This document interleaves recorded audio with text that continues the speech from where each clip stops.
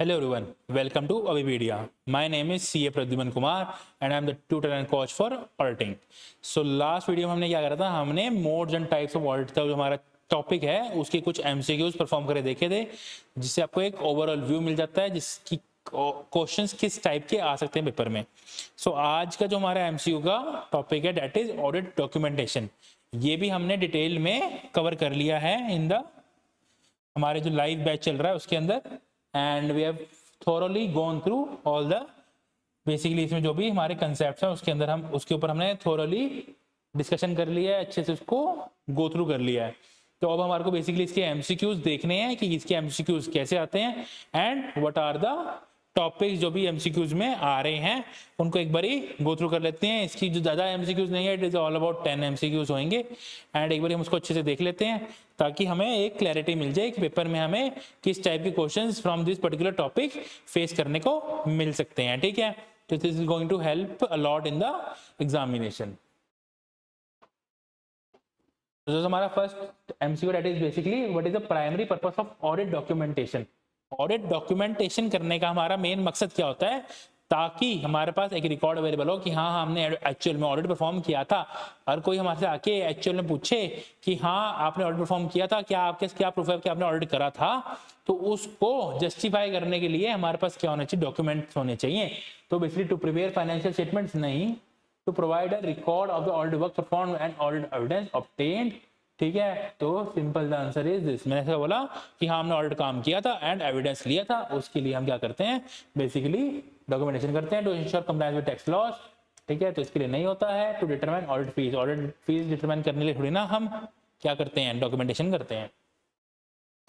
ठीक है, which of the following is not typically included in audit documentation.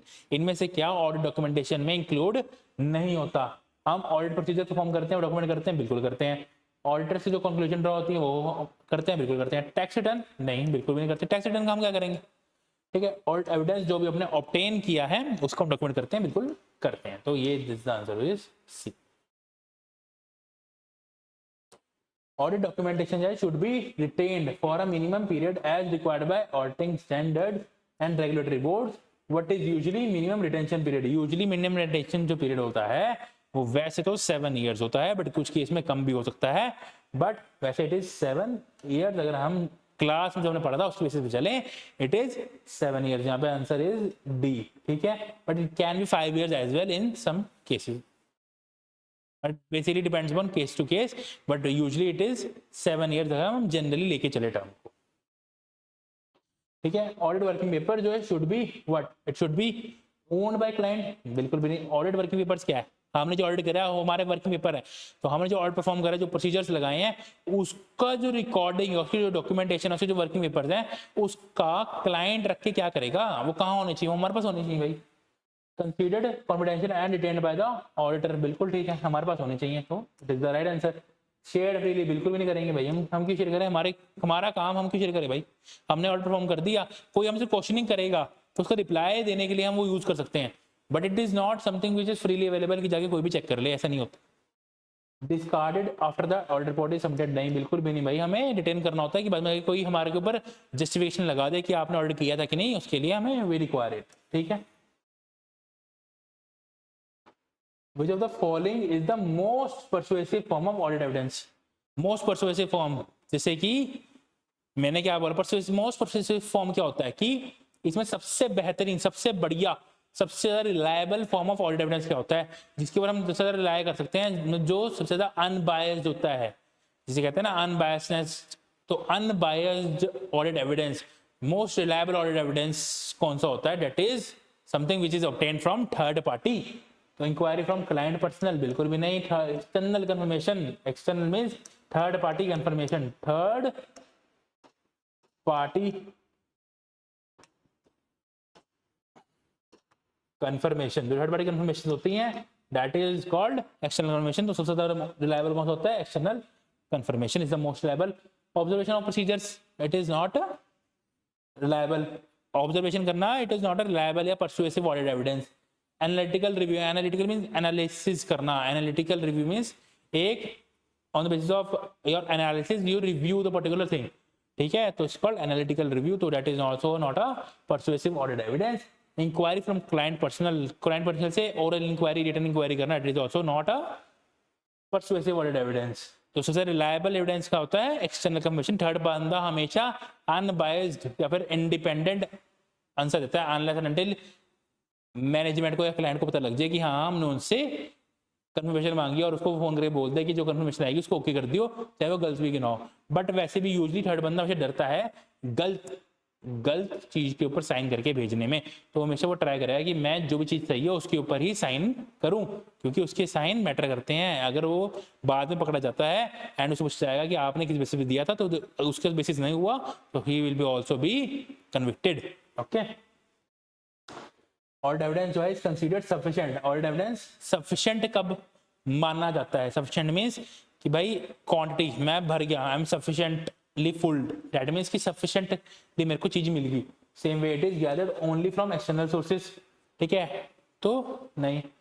Enough means quantity, enough means मेरे को enough मिल गया, I am full, I am sufficiently full, I am sufficient, मेरे को यार सफिशिएंट चीज दे दो, तो that is sufficient means something which is related to quantity, ठीक है। Enough means which is something related to quantity, तो enough appropriate evidence has been obtained to reduce audit risk to an appropriately acceptably low level.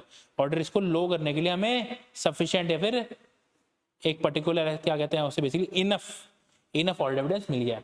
The auditor has obtained evidence for all transaction, सारे transaction evidence मिल गया, that is not called sufficient. The audit report is signed, it is not sufficient, तो basically it's something हमारे जिससे enough हमें sufficient मिल गया कि इससे हम अपना ओपिनियन दे सकते हैं और रिस्क को मिटिगेट करके लो लेवल पर ला सकते हैं। The following factor affect the reliability of evidence, इनमें से कौन से ऐसे फैक्टर्स हैं जो ऑडिट एविडेंस की रिलायबिलिटी के ऊपर इफेक्ट डालते हैं? सोर्स ऑफ एविडेंस बिल्कुल डालता है, ठीक है। Nature and relevance of evidence, source कहाँ से आ रहा है, थर्ड पार्टी आ रहा है, इंटरनल आ रहा है, उसके ऊपर डिपेंड करता है कि हमारा जो ऑडिट एविडेंस है वो रिलायबल है कि नहीं है। नेचर एंड रेलिवेंट, क्या रेलिवेंट है, उसका नेचर क्या ऑडिट एविडेंस का, मतलब अगर मैं एसेट के अंदर लायबिलिटी का एविडेंस लगा दूं, क्या उसका रेलिवेंस रहेगा? नहीं रहेगा ना, तो उसका नेचर क्या है, उसका रेलिवेंस क्या है पर्टिकुलर एविडेंस का। एंड कंट्रोल्स क्या है और एविडेंस, मैं जो एविडेंस अपडेट कर रहा हूँ उसके ऊपर मैनेजमेंट कितना कंट्रोल लगाया, मैनेजमेंट का क्या कंट्रोल है उस पर्टिकुलर एविडेंस के ऊपर, वो भी डिपेंड करता है। अगर उसके ऊपर अच्छा कंट्रोल है तो बहुत ज़्यादा रिलायबल रहेगा, बहुत बढ़िया एविडेंस है मेरे लिए, ठीक है। उसके ऊपर कंट्रोल ही नहीं है, कोई कंट्रोल नहीं है, तो वो that is not a evidence which is relied upon, to be relied upon, ठीक है। तो वैसे इसका आंसर है ऑल ऑफ द तीनों चीजें आर रिक्वायर्ड, ठीक है। Physical examination as audit evidence consist of, ठीक है। तो फिजिकल एग्जामिनेशन में क्या करते हैं, हम जाके फिजिकल एग्जामिन करते हैं। जैसे लगा लो मैंने बोला कि मैं इन्वेंट्री की फिजिकल वेरिफिकेशन करना चाहता हूँ, उसमें क्या होगा, मैं I will visit the particular entity के प्रीमिसेस पे या फैक्ट्री में, जहाँ पे भी स्टोर है, गोडाउन है, व्हाटएवर इट इज, वहाँ जाके करूँगा मैं एक एक स्टॉक को, इन्वेंट्री को पर्टिकुलरली काउंट करूँगा, 1 2 3 4 5 ऐसे करके। एंड अगर मेरे को लगता है कि हाँ भाई प्रॉपर स्टॉक मेंटेन्ड है, सब कुछ सही है, it is fine, it is called physical examination.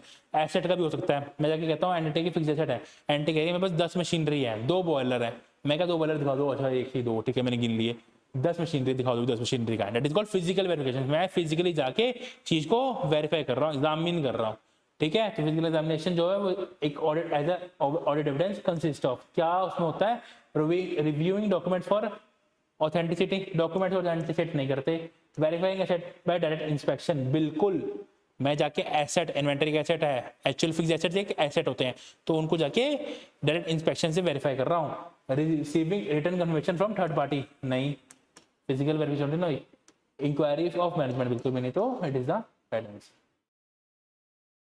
ठीक है। Which form of audit evidence, कौन सा फॉर्म ऑफ ऑडिट एविडेंस है जो is generally considered least reliable, कौन सा ऐसे एविडेंस है जो सबसे ज्यादा कम रिलायंस या फिर रिलायबल होता है, सबसे ज्यादा लीस्ट रिलायबल एविडेंस कौन सा होता है? डॉक्यूमेंट्री एविडेंस बिल्कुल भी नहीं, डॉक्यूमेंटेड एविडेंस ज्यादा रिलायबल होता है, बिकॉज इसके ये डॉक्यूमेंटेड फिजिकल फॉर्म में है, तो you can place reliance upon it.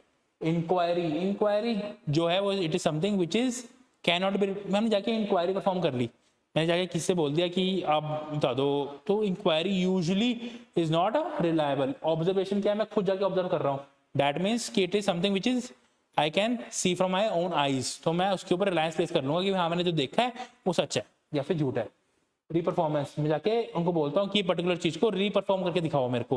जैसे मैं बोला कि आप एंट्री से डालते हो, उन्होंने बोला हम ऐसे डालते हैं जी, मैं बोला ये एक पूरी एंट्री मेरे सामने करके दिखाओ, रीपरफॉर्म करके दिखाओ, इससे मेरे को पता लग जाएगा कि हाँ एक्चुअल में आपके अंदर कंट्रोल्स हैं, आपके एंटिटी में कंट्रोल्स हैं एंड सब कुछ सही हो रहा है। तो ये बहुत ज्यादा रिलायंस वाली चीज है। ऑब्जर्वेशन तो ऑब्वियसली मैंने खुद देखा है, तो मैं रिलायंस बेस करूंगा ही करूंगा। इंक्वायरी समथिंग जाके थर्ड बंदे से पूछना, तो उसके ऊपर इन चारों में से it is least form of evidence जो लीस्ट रिलायबल होएगा। ठीक है। Documenting audit evidence help the order in all of the following step. जब मैं ऑडिट एविडेंस को डॉक्यूमेंट करता हूँ तो मैं को क्या क्या हेल्प होती है, वही आगे के जस्टिफिकेशन देने में बहुत ज़्यादा हेल्प होती है। तो प्रोवाइड करना एक basis for planning the audit. ठीक है, तो बिल्कुल, तो इसमें से ये तो मेरे को हेल्प होती है। मैं जब ऑडिट एविडेंस को जो डॉक्यूमेंट करूंगा तो एक मेरे को प्लानिंग करने में बहुत हेल्प होगी कि आगे आगे क्या गलती हो सकती है, क्या एविडेंस अपडेट करता है पिछली बार, तो प्रीवियस ईयर का काम मेरे को बहुत ज़्यादा हेल्प करता है प्लानिंग करने में। ठीक है, सपोर्ट करने में क्या, ऑडिटर को ओपिनियन को। ठीक है, जो भी हमारा ऑडिटर का ओपिनियन है, हमने जो ओपिनियन दिया उसको हम सपोर्ट करते हैं किसके थ्रू, ऑडिट एविडेंस के थ्रू, डॉक्यूमेंटेशन के थ्रू, वर्किंग पेपर्स के थ्रू। ठीक है, तो वो चीज़ में बहुत ज़्यादा हेल्प होती है। Ensuring the clients compliance with accounting standards. Accounting standard से कंप्लायंस हो रही है कि नहीं, ठीक है, तो उसको चेक करने के लिए क्या मैं ऑडिट एविडेंस ऑब्टेन करता हूं? बिल्कुल भी नहीं। Distinct future audits, future audit में हेल्प क्या होता है, वो अगेन मैंने इस बार ऑडिट परफॉर्म करा, ऑडिट एविडेंस ऑब्टेन किया, जब मैंने ऑडिट एविडेंस ऑब्टेन किया तो उससे मेरे को क्या पता लग गया कि एंटिटी में कहाँ गलती हो सकती है, क्या क्या इसका काम है, क्या क्या इसमें चीजें होती हैं। उसके बेसिस पे मैं क्या है नेक्स्ट ऑडिट को प्लान कर सकता हूँ, फ्यूचर ऑडिट को प्लानिंग करूंगा। ठीक है, तो फ्यूचर ऑडिट में बहुत हेल्प होती है। ठीक है, एंटिटी कंप्लाई कर रही है कि नहीं अकाउंटिंग स्टैंडर्ड से, एंटिटी कंप्लाई कर रही है कि नहीं अकाउंटिंग स्टैंडर्ड से, उसके लिए मैं ऑडिट एविडेंस नहीं लेके आता। क्यों? क्योंकि अकाउंटिंग स्टैंडर्ड से कंप्लाई करना और फाइनेंशियल स्टेटमेंट प्रिपेयर करना, it is something which is the work of the management, it is the work of the management. तो इसलिए ऑडिट एविडेंस डॉक्यूमेंट नहीं करूंगा मैं इस पर्टिकुलर चीज के लिए। ठीक है, ऑडिट एविडेंस मेरे को इसमें हेल्प नहीं करता। क्यों? ये तो चेंज होता रहता है ना, आज कंप्लाई कर रही है कल नहीं करेगी। मैं आज ऑडिट एविडेंस ले लूँ, ठीक है, तो उससे होना है कि इंश्योर हो ऐसे मेरे को इंश्योर कर देगा क्लाइंट जो है वो कंप्लाई कर रहा है विद द अकाउंटिंग स्टैंडर्ड्स। ठीक है, तो बेसिकली मेरा काम क्या है, मेरा काम is something which is to assist कि भाई हाँ ऐसा हो रहा है। ठीक है, तो ऑडिट एविडेंस जो मैंने ऑब्टेन कर रहा है वो मेरे को इस चीज में हेल्प नहीं करेगा कभी भी कि एंटिटी कंप्लाई कर रही है कि नहीं, क्योंकि उसकी कंप्लायंस हर साल चेंज होती रहेगी। आज वो कंप्लाई कर रही है, कल नहीं करेगी। आज उसको 5 स्टैंडर्ड कंप्लाई करने हैं, कल 6 करने हैं, तो it will change. Same way audit जो बेसिकली एंटिटी है उसकी कंप्लायंस भी चेंज होती रहेगी। ठीक है, so in particular audit documentation and evidence this was the time MCQs, जो मेरे को लगता है बहुत ज़्यादा हमने डिटेल वाली चीज़ें जो हम इजीली कर सकते हैं एंड बहुत अच्छे एमसीक्यूज हैं जो आपको परफॉर्म करने चाहिए। ठीक है, जो आपको दिमाग में रखने चाहिए। सो फॉर दिस मतलब सेशन के लिए तो हमारा ऑडिट डॉक्यूमेंटेशन एंड एविडेंस का जो एमसीक्यू पोर्शन है वो हो गया, और मैंने बहुत ज़्यादा ऐसे एमसीक्यूज लिए हैं जो यूजुअली जिसमें आपको थोड़ा दिमाग लगाना पड़ेगा, सोचना पड़ेगा। ठीक है, these are not very easy MCQs, these are medium level MCQs, तो आप इसको इजीली कर सकते हैं and you can easily basically go head with this particular MCQs. तो उसके लिए it is very good. And ये सब चीज़ें को अगर आपको डिटेल में you have to study in detail all these things. ठीक है, आपको ये सारे चैप्टर्स सारे टॉपिक्स मेरे साथ पढ़ने हैं इन द लाइव बैच जो भी चल रहा है फॉर द ईपीएफओ जो एग्जामिनेशन आ रहा है, उसके लिए I am recording the live batch. तो जो अगर आपको वो बैच देखना है या फिर to enroll for that particular batch, तो हम क्या करके आए हैं, ऑडिटिंग का एक ऑडिटिंग का स्पेशल मॉड्यूल कोर्स जो है वो already it is going on. ठीक है, वो आप जाके हमारी वेबसाइट पे एनरोल कर सकते हैं उसके लिए। एंड उसमें क्या है, एक तो आपको लास्ट ईयर के जो भी लाइव वीडियोस थी वो भी मिलेंगी, टेस्ट सीरीज मिलेगी, एमसीक्यूज लेक्चर्स मिलेंगे, जो भी मैं लाइव लेक्चर ले रहा हूँ आपको you will get those live lectures as well into this particular course. ठीक है, इन डिटेल हम आप क्या करेंगे, सारे टॉपिक्स को इन डिटेल कवर करेंगे, उनके ऊपर अच्छे अच्छे जो नोट्स हैं वो प्रिपेयर करेंगे एंड सारे जो MCQs हैं वो will be doing all those MCQs as well, जिससे क्या है आपको बहुत ज़्यादा क्लैरिटी मिलेगी चीज़ों के लिए। एंड अगर आपने एक बार लाइव बैच में पढ़ लिया तो you will not be able to study, you will not be requiring studying this things again and again. आपको एक बार दिमाग में बैठ जाएगी and then you are good to go for the exams. Revision भी बहुत ज़्यादा ईजिली एंड क्विकली हो जाएगी इन MCQs की बेसिस पे। सो if you want, you can join that particular course, and till then we will meet you in the next video, which will be on this audit planning. Okay, जो हमारा next topic है हमने वो करना है, तो that would be हमारी next video will be on that particular topic. Okay, so till then, see you, goodbye, thank you, we'll meet you in the next video. Thank you, bye bye.